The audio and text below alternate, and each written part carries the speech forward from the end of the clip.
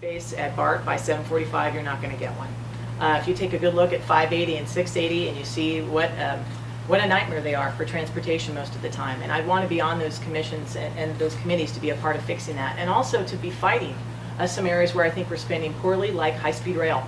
This is another area my opponent and I are very different on. I oppose the high-speed rail project. I think it is going to suck away dollars that we need to have in smarter infrastructure investments in our region and in our state. And I would want to be on those commissions to be a part of that.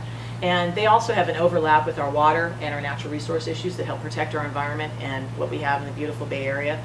So I'd want to be on those as well. And then bringing my skills as someone who works with small businesses and how we can make it easier to create jobs and get the state out of the way. There's a variety of committees that do that, and I would fight very hard to be on those and bring my experience and talent in that area. You know, I don't like to give this question too much thought because it's almost presumptuous. So people ask me a lot of times, what committees you want to be on? I'm like, well, let me get there first before I start measuring the drapes and thinking about all of that. But I would agree that I think that the issues in this district that I think you hear about the most from voters are related to education and transportation. And I think that's where my skill set and experiences and accomplishments are. So I think those would probably be the two committees that I would be most interested in serving on. I mean, I think particularly transportation, when it comes to economic development, you know, when it comes to, you know, and a multifaceted approach to transportation, you know, whether it's our bridges, our highways, but also looking at transit, also looking at bike ped mobility, also looking at transportation demand management strategies that focus on off-commute times, focus on how we use the ports, particularly for exporting goods and, you know, making some changes there. That's within the wheelhouse of the Transportation Committee. So that's an area that I would serve on. And obviously being a 17-year classroom teacher with a wide variety of experience, you know, working with a wide assortment of students, I think my skill set would be best served on that committee if I had the opportunity to serve. All right, last question for Tim before we go to closing statements. California has not built a new oil refinery in over 20 years, yet we've been closing oil refineries. California requires special gasoline during parts of the year that we cannot import from other parts of the country. As we saw over a year ago now, when one of the refineries went down due to an explosion, it caused a large jump in fuel prices because the refineries are running 24/7 to meet demands in California.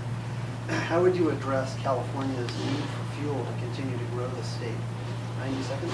Well, I think number one, I think you have to work with the existing refineries that you have, certainly here in Contra Costa County, not necessarily the 16th Assembly District, but they're a major driver of our local economy in terms of the jobs and just not just for this local county, but really for, you know, for the state and the country. So, you know, focusing on the efficiency of operations of the refineries that we have, I think are critically important. I also think, though, that the future, you know, really needs to be looking at alternative energy sources. I mean, this is an area that in the city of Dublin I'm proud of, and we've gone 100% solar as a city. We've been a leader in terms of electric charging stations and looking at those types of things. There's only so much you can really do at the local level. So I think this is really where the state can play leadership in looking at some of those alternative fuel options, in addition to just investing in the oil refinery. So I think it's a double-pronged approach. It's making sure that the refineries operate safely, operate efficiently, operate effectively without undue burdens, but at the still same time, you know, protecting health, safety, and the environment. But I think being very aggressive about looking at alternative energy sources, and this could be a leader of economic development where we actually are able to create jobs because we're at the forefront of that. And I think that's an area that the state should be focused. Catherine?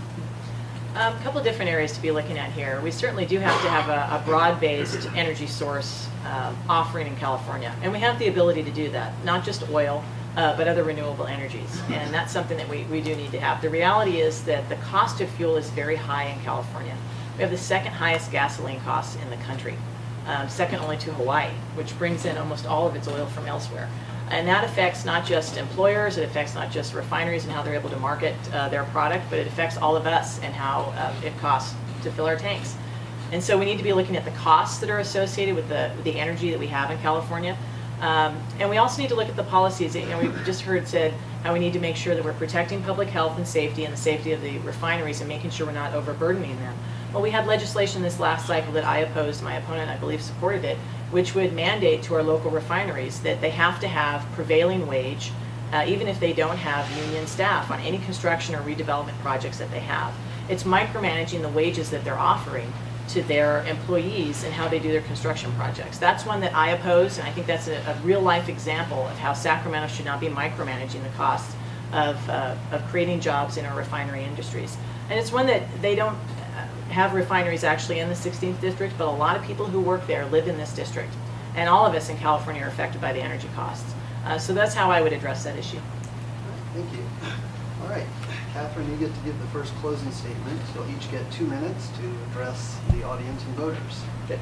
Well, first of all, thank you. Thank you, Rotarians, for hosting this this morning, and for everyone caring enough about your vote and taking it seriously enough to be sure to be informed and to listen to both of us over breakfast. It's a lot to fight off indigestion listening to two people debating on political issues.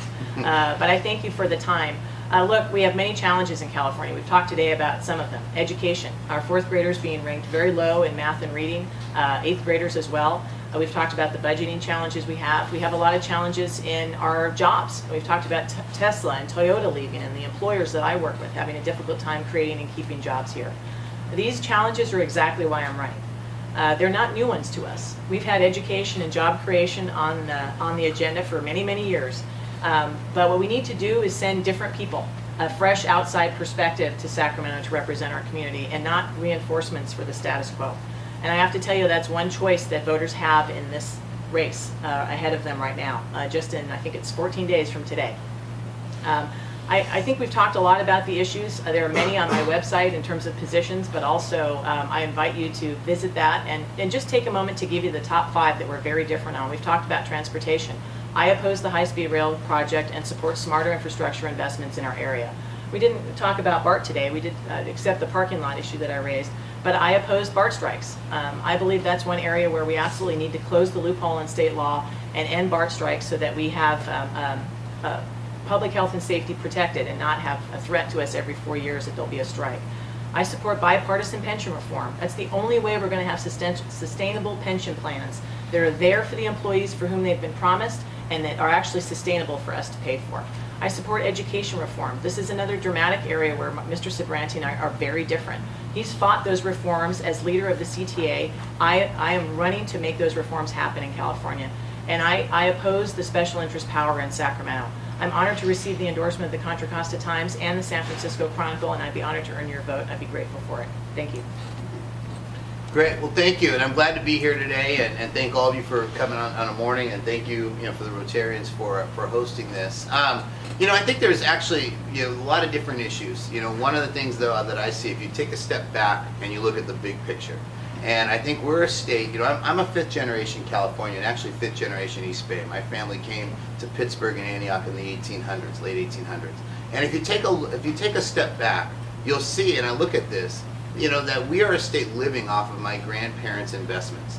Whether it's our investments in our schools, our K-12 system and our colleges and universities. If you take a look at our roads, if you take a look at our water conveyance systems, if you take a look at our energy systems, you take a look at all across the board, we're living on yesterday's investments. And if we're going to be a great state for the future, we really have to be thinking forward, on all these different things. Now, how do you make the money for those investments? You focus on economic growth, the laser-like focus. That's what I did locally in the city of Dublin. The papers that actually cover Dublin on a regular basis, there are 2, the Pleasanton Weekly and the Livermore Independent. Those are the papers that cover the Tri-Valley. They've seen the work I've done. They see how I've brought people together on all sides to solve issues and make positive change. And those papers are behind me. And that's what I'm really the proudest of. And taking that experience of Sacramento, the relationships that I've built, those are things that are important if you really want to get things done and take a focus on the big picture. And it really starts with the budget.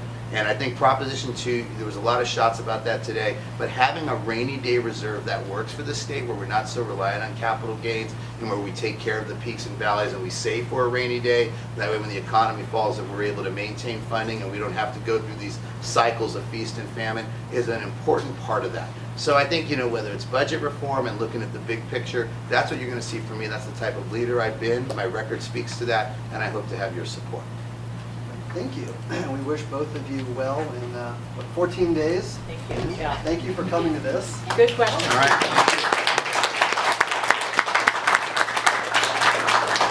So if you'll rise, we'll recite the full